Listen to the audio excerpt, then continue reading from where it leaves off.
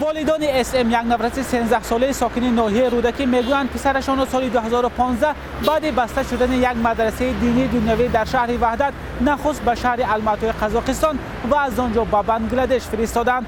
محمد ظریف سیدوف پدر SM یکی از اعضای پیشین حزب حالا در تاجیکستان ممنوع نهضت اسلامی بوده است و به گفته خودش حالا در اروپا پناهنده است. محمد ظریف سیدوف در صحبت با رادیوی آزادی افزود میخواست پسرش در بنگلادش قاری قرآن شود. نگرانی ما اصلا این نیست که در اون مکتب میخواند یا هر جای میخواند.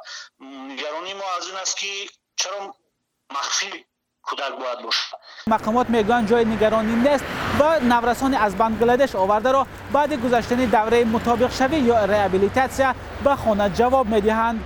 ما در دوره همون ریابیلیتاسیا قرار دارم کودک و همین پروسس گذارم چه سالش موافق معین شود، یعنی صنفش وابسته به سن سال صنفش معین شود، برنامه تعلیمی کدام صنف باید آموزش معین شود. همین پروسس که انجام یافت ما اینا رو بعد با اولادشون برمیگردونیم. مقامات شماره نورسانی از مدرسه های بنگلادش به تاجیکستان آورده را رسما اعلان نمی کنند، اما یک منبع معتمد رادیوی آزادی گفت از بنگلادش نزدیک 10 نورس تاجیک به کشور برگردانده شدند.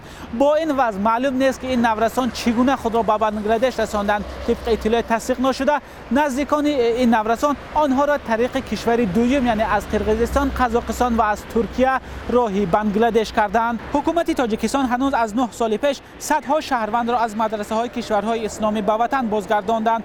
حکومت تاجیکستان از این نگران است که رو به مذهب آوردن نسل نو و تحصیل آنها در دولت‌های اسلامی به نظام دنیوی در کشور لطمه وارد می‌کند و باعث به برخورد جریان‌های مذهبی در کشور می‌شود. اما بعضی منتقدان میگویند تحصیل در مدرسه‌های کشورهای اسلامی از ناچاری است، زیرا در داخل تاجیکستان امکان گرفتن تحصیل دینی تقریباً وجود ندارد.